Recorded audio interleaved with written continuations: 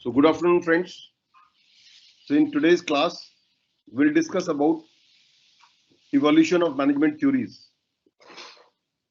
Friends, in our previous class, therefore yesterday, we talked about what is management, what are the functions of management, planning, organizing, staffing, directing, controlling, and we also discussed about coordination. We talked about when I was talking about what is management, I said management is a science and art of getting things done through and with people. We discussed the elaborated this concept, this definition of management accounting, in which say we discuss that the management is basically a teamwork. The whole idea of the management is to increase the efficiency of the organization and getting best out of the people who are working with us. With this idea, the over a period of time, different management theories have been evolved. When I'm saying different management theories, what it means is that over a period of time, different management thinkers, psychologists, management experts, right, have given different viewpoints that how best we can manage an organization. The idea is to improve the efficiency and effectiveness of the organization. The idea is to get best out of the people and improve the efficiency of the organization and thereby improving the productivity of the organization. See, when I'm talking of productivity, productivity means that every human resource and material resource can give its best. So that the idea is to improve the profit of the organization, if it is an economic organization, to achieve the organizational goals more efficiently, most effectively. With this idea, over a period of time, different management experts have given different viewpoints. Because of paucity of time, I'm not elaborating it further and I'm directly coming to the basic issue of theories of management. Whether you call it theories of management, you call it management thinking, evolution of management thought, it's one and the same thing. To start with, I would say over a period of time, broadly management theories we can classify in three broad categories. One is classical approach, the other is neoclassical or human relation approach, and the third is modern approach to management. Friends, let's start with classical approach. In the classical approach, the focus is on formal organization, structured relationship, authority and responsibility, power dominance, closed organization system, scientific principle and mechanistic style of working, and so on. What it means is that organization works in a closed system. Classical theorists did not talk about the environmental factors. They focused on work. They focused on how the efficiency within the organization can improve, right? And for that, they focused on the work itself, that how best the work or the goal can be achieved by focusing on scientific methods of doing the things. In this classical theory approach, there are three broad management thinkers, management experts who have given this theory, and we'll be discussing these three theories. I mean, the theory of Taylor, the theory of Henry Fayol, and Max Weber bureaucratic theory. To start with, friends, the scientific management approach. Scientific management approach was given by F.W. Taylor, who wrote a book in 1911 with the name Principles of Scientific Management. And even today, these principles of scientific management are relevant. Means, I would say the whole management theories, the management thinking process started with the Industrial Revolution. After the World War II, the large-scale production started. And what Taylor observed, there are a lot of inefficiencies in the organization at workplace. There is no scientific method of doing the things. People in at the workplace, especially at the shop level, follows rule of thumb. No scientific method is being followed.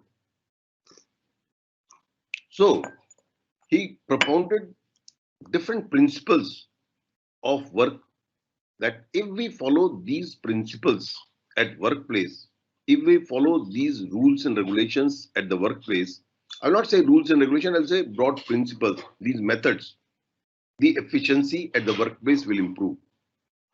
The focus of Taylor was mainly at the shop level.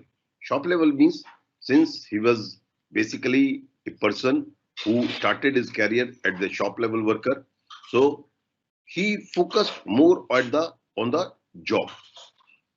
Like, let me briefly talk about what are the different aspects which he focused on. The first is science, not rule of thumb. That is, in the organization, we must follow scientific methods of doing the work. There should not be rules of thumb. Rules of thumb means, I mean, on the basis of the assumptions of the human beings, the people are working, people are wasting the resources, material, machine, and there was a lot of wastage while working at the shop level, right, of material. And there was a lot of frequent machine breakdown. He said there must be scientific methods, and for that he made he suggested method study, time study, motion study, right, and fatigue study. What it means is that before starting a job, each job, for performing the each job, for completing the each job, there must be a proper method, scientific method of doing that job. And through experimental techniques, means over a period of time, by experiencing these things, you find out the best method of doing the things. You make the trials, and after various trials and errors, right, you find out the best method of doing the things. That, and the basis of that, you find out which is the best method, and the people, the employees must follow that method for performing the work. That is called method study. Motion study. Motion study means for performing the job, there must be a proper motions. Like this, let me take a very rude example, simple example. Suppose a worker is working in a factory and his job is the work is being done on machine. He's working on a machine. He picks up the material and pour that material on the machine, right? So what he does, that the material is being put on floor. Every time for picking the material, he bends and picks the material from the floor, right? Take out the material, puts it on the machine. So what he is doing is, there is extra movement that is taking place for bending, for putting the material on the machine, right? It will take more time. If he keeps the material on his side so that he doesn't have to bend, means suppose he put a small table or there is a space where he will not have to bend, right? He will not have to pick up the material from the floor, because the material that is being stored, that is being, suppose in a basket or in a bag or in a cartoon, the machine is being put, the plastic is being put. So the plastic bag or the bucket, that is where the material is being put, if it is being put on its side so that it doesn't have to bend, right, the time taken in picking the material will get reduced. And this is what, as a layman, the motion study is. The motion of the men and machine should be minimized in a manner so that the work taken, the time taken in performing a job is being minimized. So that is what we mean by motion study. Similarly, there should be a time study. Time study means, in the organization, for each job, for each work, there must be a time study, that how much time should it be taken in completing this job. This is what we call it, time study. That is, standard time should be fixed for completing the job, and workers are expected to complete the job within that time span. This is what we mean by time study, right? So he suggested that in the science rule of thumb, the method study, the motion study, time study, fatigue study. Fatigue study means that if you work for very long number of hours, like say 15 hours, 16 hours, right? So, I mean, there is a fatigue that takes place among the employees, right? He gets tired or she gets tired, or supposing a person is doing the job uh, continuously for a very long period of time and same job, he may get fatigue or she may get fatigue.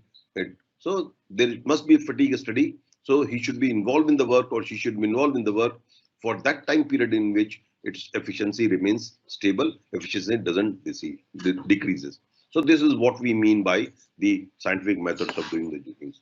Similarly, the other thing which he suggested Taylor was division of work among managers and workers. Friends, as you know, specialization has its own advantages. The workers must work a specialized job.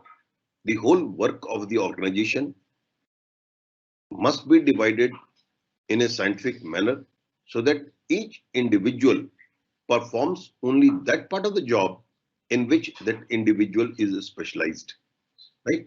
That is, there are different levels of management, higher level, mid level, lower level. The work of each level of management is well defined. The work of each worker is well defined so that over a period of time, that worker can get expertise in that work. So if the moment it gets expertise means the moment means when they get expertise, obviously the efficiency will increase. So Taylor focused on division of work among the managers and workers. Friends, in today's era, you may be thinking that the division of work is not that much important, is what you are talking of. But even at that time in 1911, because I said this theory was being propounded at a time when the industrial revolution started, and before that, the level of production or the work was at a small scale of production. But gradually, as the level of production increases, the size of the factories increases, size of the workplace increases. So it was felt that there is a more and more need of division of work and specialization. Means like for foremen also, he said there should be eight foremen, four at the whose job is to managerial job and four at the shop level job, right? And each foreman should have specialized thing to do. So this way he suggested about the division of work.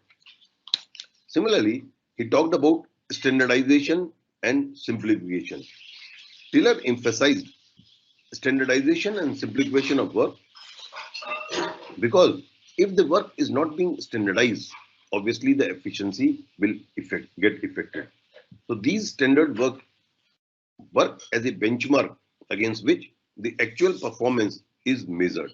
So how will you measure that whether the workers have performed well or not? Means the standard work is being given to them on the basis of time study, on the basis of the standard time that you fix for each job to be completed.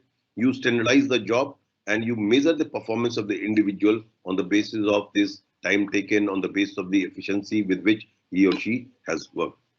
Similarly, he also talked about mental revolution. What the mental revolution means? Change of attitudes of the management towards the workers and vice versa. Means of workers towards the management and management towards the workers. What Taylor observed that management always think in the on the line that people are job shirkers. They don't want to work more, right? And we should give them minimum possible salaries like that. And workers feel that the management is exploiting us. They are getting more work from us. They are not giving the reasonable amount of salaries and remuneration to us. This thinking should change. That is, mental revolution should take place that top management or the management, even top or the middle level management, must think that the workers are the part and the parcels of the organization. Whatever we are achieving because of these human beings. So, right? So this is very important that you must have a positive attitude towards your worker. You must be having sympathetical attitude toward the workers. Similarly, workers should have a positive attitudes towards the management. So there is a need of mental revolution of the workers as well as the management. Taylor also suggested about differential piece rate system. Differential piece rate system means that workers who work more efficiently, they should be paid at a higher rate. Workers who produce less in a standard time, they should be paid as a lesser rate. Means the amount of salary and the remuneration that is being paid, the wages that is being paid to the workers, it should differ for different workers. Workers who are more efficient should be paid at a higher rate. Workers who are less efficient, who are producing less, they should be paid at a lesser rate. What it means is that idea is to promote workers to work more efficiently. So obviously there will be motivation. It is being presumed, the Taylor presumes that the people who will be given a differential pay system, they will be rewarded. The people who work more efficiently, they will be rewarded. So they will try to work more. So this is basically differential pieces. So this is Taylor's theory. I'm not going to merits and demerits of this because of the time constraints. Now I'm coming to the second theory of the classical theory, which is given by Henry Fayol. Henry Fayol has propounded the 14 principles of management. He was a French coal mine engineer. He propounded 14 principles of management.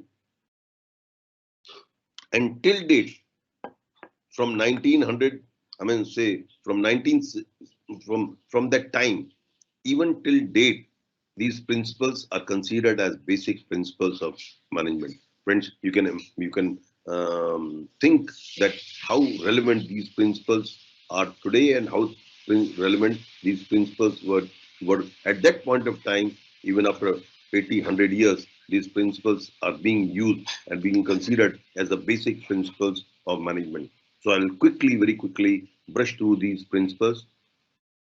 I mean, first is division of work. All of know that the division of work means that each work should be divided in small parts and each individual should perform a part of the work so that he get or she gets specialization in that work. Authority and responsibility. The other principle is authority and responsibility. It, Taylor's Fayol suggested that authority and responsibility must coexist and it must correspond. Authority must correspond with responsibility and responsibility must correspond with authority. Normally, in Norman parlance, you must have heard too much authority tends to corrupt a man.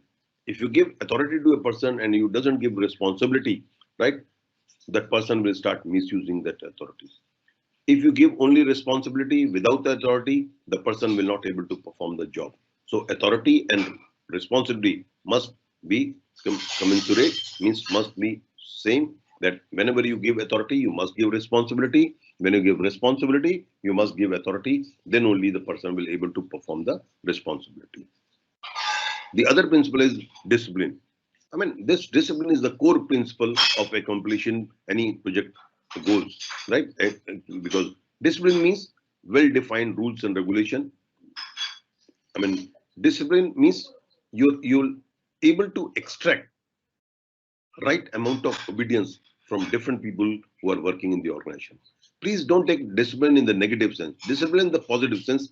Every individual from within think that we have to follow the rules and regulations of the organization. We have to obey the orders, the instructions, the communication from our superiors. That way, the organization will work more efficiently. Unity of command. Unity of command means all the people who are working in the organization must have common goal, same goal. If the goals are common, obviously it will help in achievement of those goals, right? And unity of command principle says that one individual should get order from one person only, right?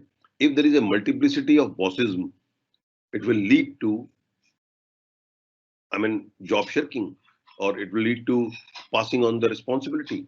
Supposing Mr. X gets order from A, from B, from C. If A passes on some order, he will say, I'm doing the work of B. If B gives some order, he said, I'm doing the job of A.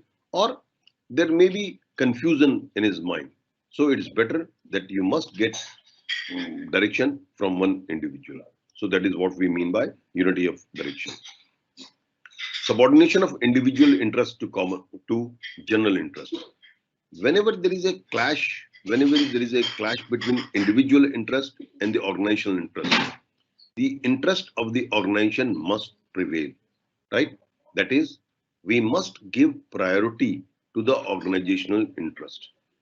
That in the organization, say for example, if I as a worker, I always feel that I should get more and more salary. If the organization is not in a position to give that salary because of the lower sale at that point of time, or because of various reasons, because of cyclical reasons, the sale is low, the profit is low, the company is making losses. So if workers always strive to get more and more salary, even if at the cost of the company, in the long run the company will be closed, right? So wherever there is a clash between individual interest and the organizational interest, the interest of the organization must be prevailed, means must be taken into account. Other principle is remuneration. Remuneration means each employee must be given reasonable remuneration. I'm not suggesting high or fuel doesn't suggest a very high salary or low salary. So remuneration should be reasonable so that the employees are satisfied. Other principle is centralization. Fuel talked about centralization means whether the organization should be centralized or decentralized. He doesn't suggest anything clearly. He said depending on the type of decision that you have taken. Centralized means if the decision making is concentrated in few hands, we call it centralized organization.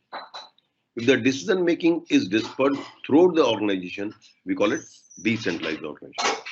So whether the organization should be centralized or whether the organization should be decentralized, Fuel didn't say outrightly. He said it depends on the type of decision which you are taking. It depends on the methods by which you are working. It depends on various factors. So basically, the centralization means that decision making. So here, I would say that centralized decentralization. Centralized decentralization means there should be certain things which should be centralized, but there are certain things means where which relates to the performance of work and which can be taken at the lower level, the organization should be decentralized. Other principle is scalar chain. Scalar chain means there must be a chain of communication. There must be a chain in communicating.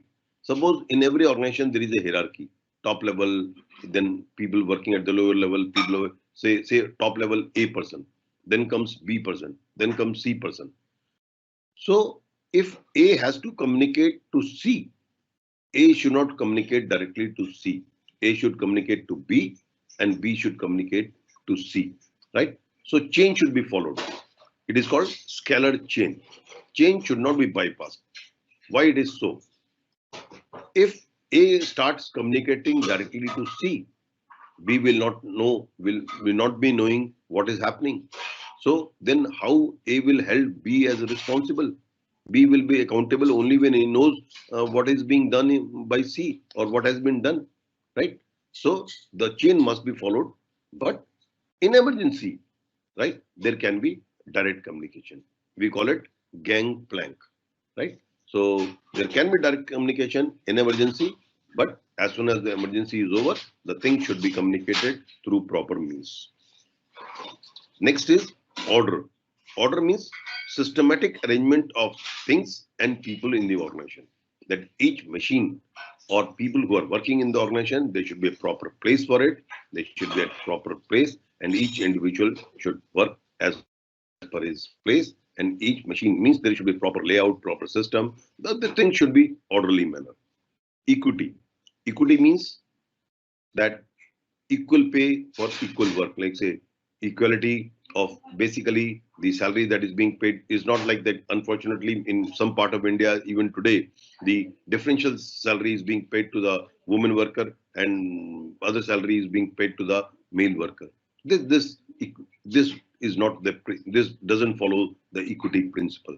So management should follow equity principle, and management must treat the deal with the individuals as in a equitable manner system. Remember, stability. Stability means there should be stability of tenure of the people who are working in the organization. Means the turnover should be we should try that labor turnover should be minimum. And if a person is being put at a particular work, there should be a reasonable time for which the person is being assigned to that job, so that, because if you make frequent changes of the people, you make frequent transfers, what will happen?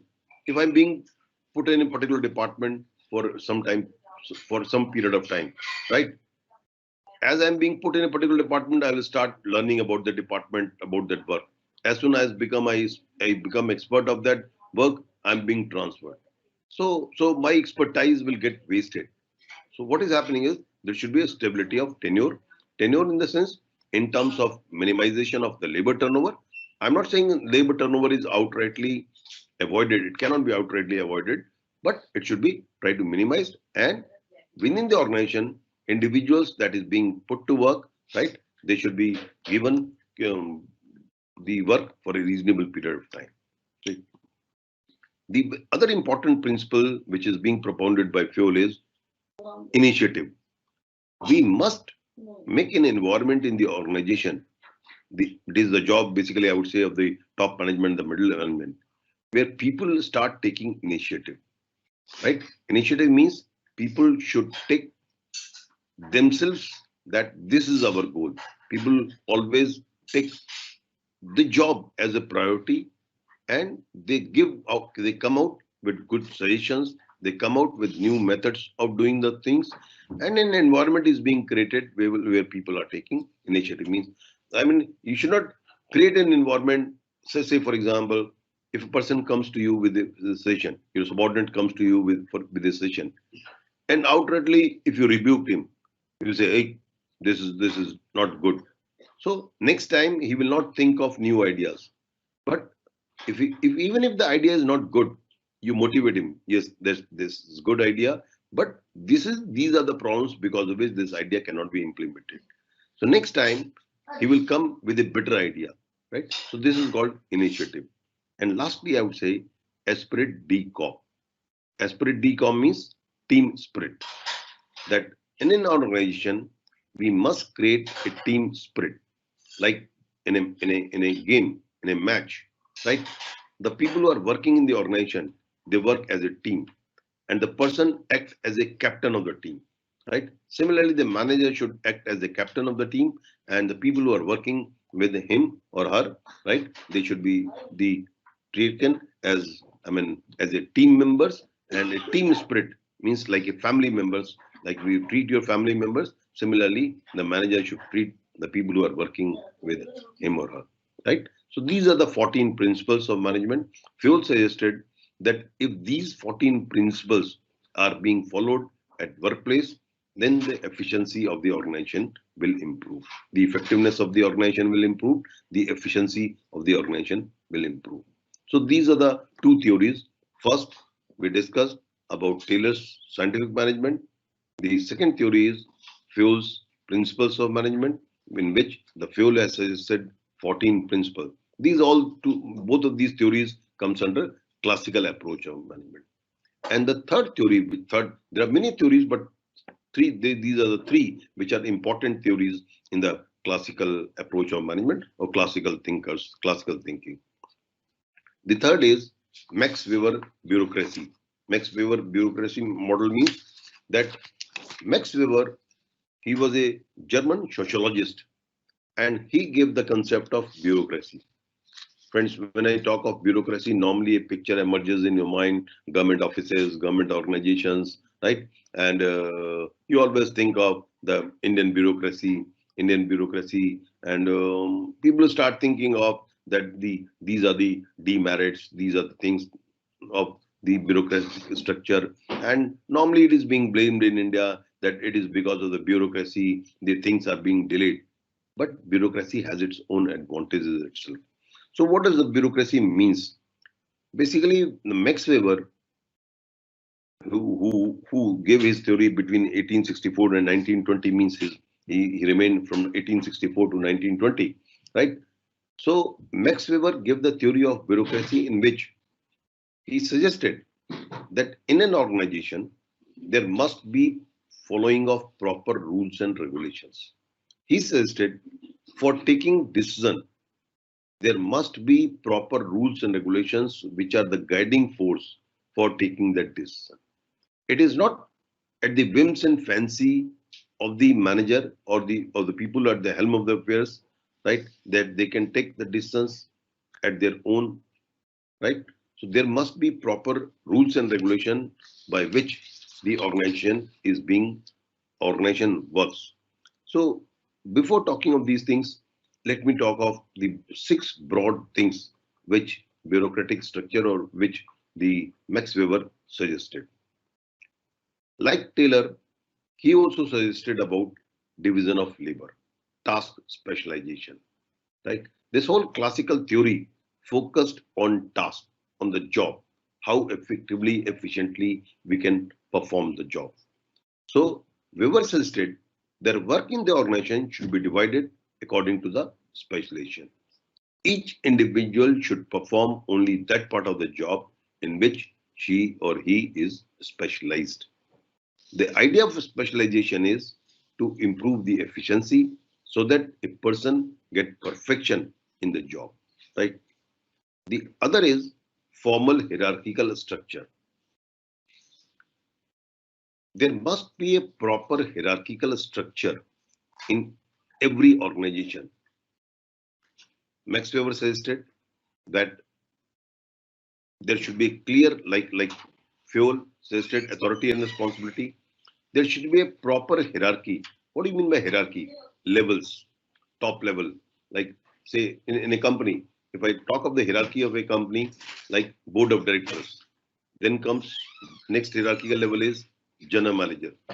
Then the third level is, suppose if the organization is divided on the base of functions, I would say production manager, finance manager, stores manager, personal manager, and so on and so forth. This is the third level of hierarchy. Like in the accounts department, in the finance department itself, there can be accounting department, there can be audit department, right? So the next level is the accounting manager, the audit manager, and then the last level is the different officers and the workers who are working at that time.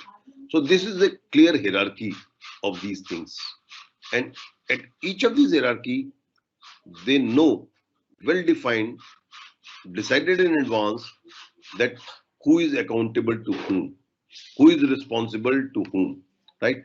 Who can give order to whom, right? Who can extract obedience from whom. So there must be a formal hierarchical structure in the organization.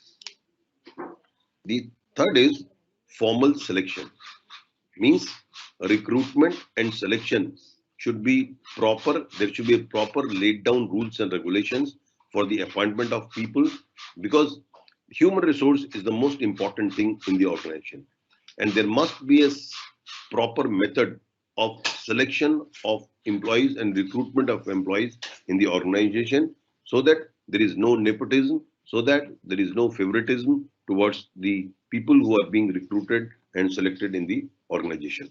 The people who are being appointed, there must be a formal education, and at each level of work, this formal education is well defined. Like say, for example, if you're accounting, if you're appointing a finance manager, the person must be either chartered accountant or company secretary or MCom, postgraduate, like that. So you're defining that this is the minimum formal, or MBA. This is the formal education that person must possess if to be a finance manager, right?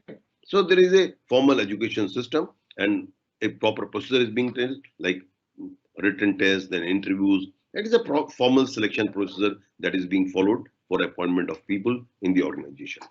Impersonal relationship, the other important principle on the base of which the bureaucratic structure stands, is impersonal relationship. Impersonal relationship means there is no personal in the sense that uh, there is no favoritism, there is no nepotism, and all these things should be avoided in the organization at the workplace. The decision making should be taken on the basis of set rules and regulation, right? A rational and logical decision making process should be defined in the organization. Rules and regulations, it is the crux. The next point is the rules and regulation. It is the crux point of Max Weber's bureaucratic structure. That is, there should be a proper rules and regulations. Each individual is regulated by those rules and regulations. There must be an organizational manual in the organization. What is manual? Basically, we define rules and what person is supposed to do, what person is not supposed to do. I mean, how it works, how organization works, and there is a very all for all the organizational rules and regulations are being given in the organizational manual. A person must go through these organizational manual when he starts the job, right? And lastly, I would say advancements based on achievement. See, Max Weber suggested that the promotion of the people, advancement of the people should take place on the basis of achievements. What they have done for the organization, what are their achievements for the organization. On the basis of that, the advancement and the promotion should take place. So these are the 6 broad principles, or I'd say broad pillars of Max Weber's theory.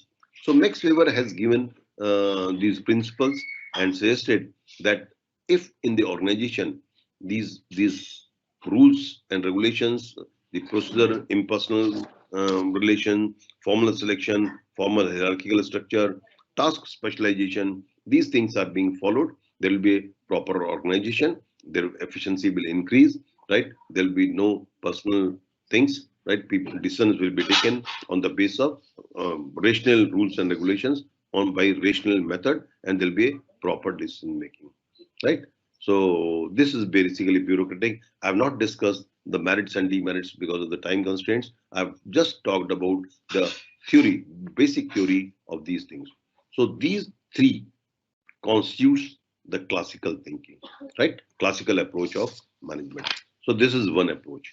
Now the next approach is called neoclassical approach. Up till now, friends, we have talked about classical approach of management. This neoclassical means in the classical approach, as I said earlier also, focus is on formal structure. Focus is on job. That means how effectively, how efficiently the job can be performed. This is the focal point in the classical approach, in the classical theory. Neoclassical theorists, we call it human relation approach, or there are, in this approach, they criticize this classical theory on the basis of that the human dimension at workplace is missing in the classical approach. Whether you talk of Taylor, whether you talk of Fayol, whether you talk of Max Weber, right? Human dimension at workplace is missing. The whole focus is on the work. So neoclassical theorist, in which the name of what you call Hawthorne experiment is very important, right? So Hawthorne experiment, which is being experimented by Elton Mayo, right? Elton Mayo said that classical theorists did not take into account that apart from the job, there is something more important at the workplace, and which is human dimension. If managers, if leaders ignore this human dimension, the efficiency will not increase in the long run. In order to increase the efficiency and effectiveness of the organization, this human dimension must be taken into account. Right. So I'm directly coming to the Elton Mayo's approach of Hawthorne experiments. Right. He made various experiments. I'll not be discussing these experiments in detail. I'll just refer them, like illumination experiment. It is being suggested, or it is being said, that if you increase the physical facilities, the productivity will increase. if you get better working condition to the people in terms of physical terms, I mean to say, then the efficiency will increase. But in Elton Mayo, in the illumination experiment, Elton Mayo divided divided the people in two groups, right? Experimental group and the control group. Initially, the lighting, the illumination was increased. The productivity increased in both the groups. Later on, in the next part of the experiment, the illumination was decreased. To the surprise of Elton Mayo, he find that the productivity did not fall despite decrease in the illumination. It did not fall up till the point it becomes below the moonlight. Means what it shows? It shows that apart from the physical facilities, there is something else at the workplace which did not fall of the increase in the productivity. That is because these experimental group feel that we are subject to experiment, and because we are subject to experiment, we should continue to work even if the illumination, even if the light is decreasing, right? So it is other than the physical facilities that is important at workplace, right? Similarly, there is another experiment called relay assembling test room experiment, right? In this, basically, there are 3-4 things which was being focused, like reduction in the number of working hours, 5-day week, proper rest period, means there were 10 minutes rest period in the whole day, right? Improved supervision, means friendly supervision, non-directive supervision, free social interaction among the group members. Group members were allowed to interact very freely in a free and open environment. This itself lead to the only by doing this, means if you give your chance to the employees, to the workers who are working in the organization, that they can socially interact properly, means without any fear. So they were allowed, they were able to talk freely with the peers or with their subordinates, with their bosses, right? So it helps in improving the productivity. Right? So these various experiments were being undertaken at Hawthorne experiment. These are famous as Hawthorne experiments, and with the help of these experiments, it was being found that it is a socio-psychological side. Means it is not only the work, it is the social psychological side of an organization that is very important. The people, human beings, are not only enticed or motivated by economic incentives, but they are social beings and have various social and psychological needs. Like when the employees were being given freedom to speak freely among the peers and with the subordinates peers, the productivity improved. What it shows that apart from the economic rewards, you need something else. And something else means you need social and psychological satisfaction.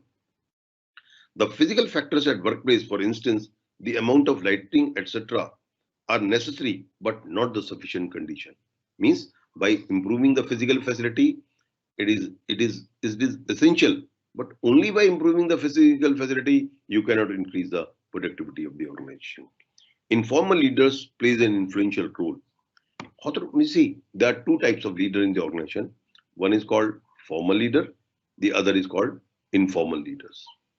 So the formal leader is one who is being, who assigned power, who get power by virtue of hierarchy, right? You are at the helm of the affairs, you are the boss, you are the manager, you enjoy that hierarchical power, that you enjoy the leadership. But there is informal leader, means amongst the group members also, a person becomes by virtue of his, various qualities. If person acquires who has general acceptability among the group members, that person is called informal leader. So informal leaders plays a very important role in the organization. Not only many other things you cannot achieve by giving orders. If a manager passes an order, the subordinates may not doing it. But if the same thing is being said by the informal leader, right, people tends to accept it. Right. So this is the importance of informal. So the Hawthorne experiment shows that the role of important informal organization is also important. Informal leader is important in the organization. right? So experiment reveals the importance of two-way communication. Two-way communication means, I mean, in the scientific theory, the communication takes place from top to the bottom. Communication flows from top to the bottom, one-way communication. But in the human relation approach, they focused on two-way communication.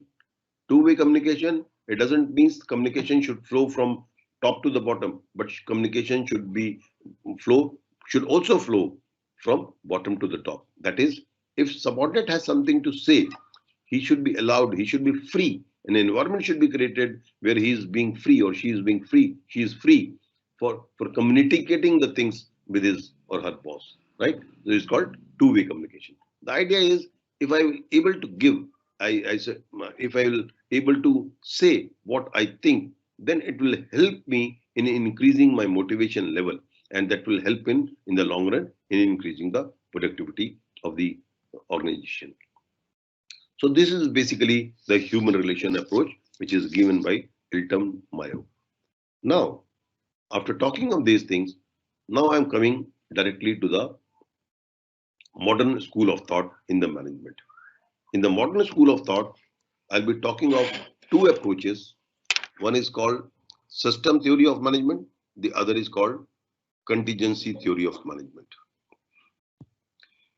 In the system approach of management, system theory of management, the system theory, what is system? Let's understand first what is system. I would say our human body is a system. Like we have a respiratory system, we have a digestive system, we have a reproductive system. And when you combine all these systems, it becomes a holistic system, which is called human body.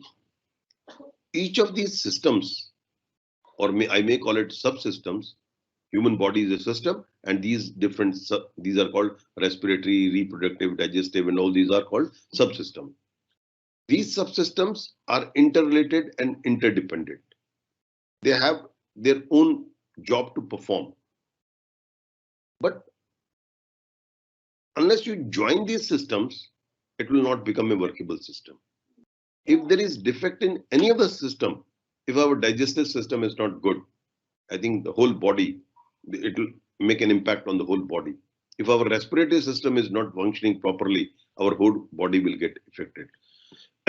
So all these subsystems are interrelated and interdependent, and the use of these subsystems is more when you combine them. In isolation, it doesn't have much use.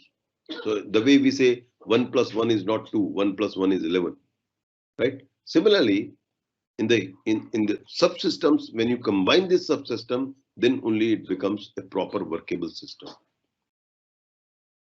So the way we study human body as a system, similarly, system theories argues that the business should also be treated as a system, because human body, like the human body, we take something from environment.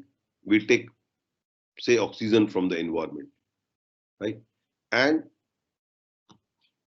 in the business also, business is not a closed system. In the classical approach, the business was being considered as a closed system. Closed system means that the classical theorists always focus, and even in the neoclassical theories focused on internal organization. It does not talk of how the organization is being affected by external environment, right? Modern approach says that since the organization is a system and it is a open and adaptive system, open and adaptive system means it takes something from environment, processes, and gives back to the environment. Adaptive system means it is flexible. If they say for example, if the government policy changes, the management has to change its policies, right? If, I mean, anything that happens outside the business, that is environment, it is being it affects business. And what is happening in the business, it affects environment. Like say for example, if you're producing good things, if you're innovating things, if you're producing better quality of product, obviously you will give better quality of product to the people, and thereby the standard of living of the people will improve. They will able to consume better quality of goods, right? So in this way, it affects the organization, affects the environment, organization affects the outside world. So organization should be viewed as a system. Organization should be viewed as a open and adaptive system.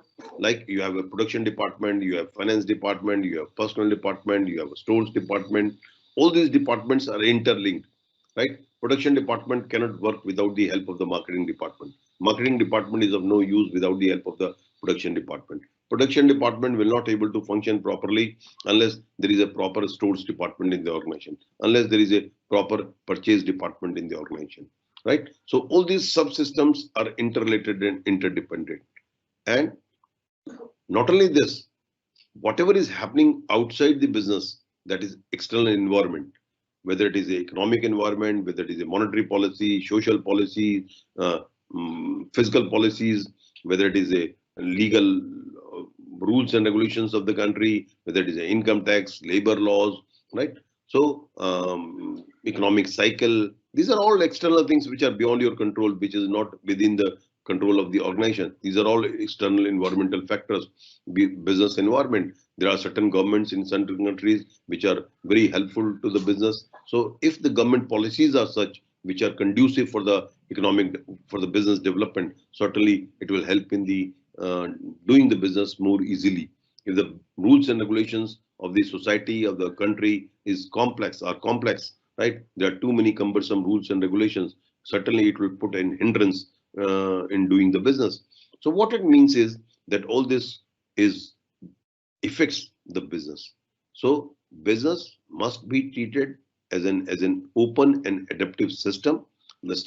In order to understand the business properly, we must understand these subsystems, how these subsystems are related with the different environmental factors, how these different environmental factors affects our business, what is the impact, what will be the impact of changes in these environmental factors. So in order to improve the efficiency of the organization, we must understand these environmental factors, internal as well as externals. Then only we will able to run the management, the organization efficiently. And lastly, I would say contingency theory of management. This is modern approach of management. In the contingency theory, contingency says that no one system of management is best system. It all depends on the people who are working in the organization. It depends on the subordinates which you have. It depends on leaders. It depends on situation, right? Situation means time. Like for example, we normally say in military organization, the bureaucratic structure is good. A leader who takes immediate decision, no ifs and buts, authoritative leader is being suggested. Because at the workplace, you cannot have a suggestive system at the workplace when the enemy is coming to you, right? Within the fraction of the minute, you have to take the decision whether to fire or not to fire, right? So there, the consultative method of decision making will not function. There, the leader will have to be take authoritative decision. He will have to take decision immediately, whether right or wrong. This is another thing, right? So different situation. If it is a, say, for example, in research and development laboratories, in R&D, in NASA, in those laboratories where the highly scientific people work, in those organizations, the authoritative leadership will not work because the people who are working in the organization, they are self-motivated people. They know their responsibility. They know the goals of the organization. It is a very clear in their mind, right? And they themselves are highly motivated people. They are of scientific temperament. They know their responsibilities. They are not subject to authoritative orders. So there, this authoritative leadership style will not function. There only the consultative style of leadership will function, where a leader consults the subordinates, or I may use the word, the people who are working in the organization, there he consults, right? So the contingency approaches talks about that it is basically not the one method which we can suggest this is the best method of doing the things. It depends on the various factors. The factors being internal environmental factors, external environment factors, the leader, the subordinates, the situation.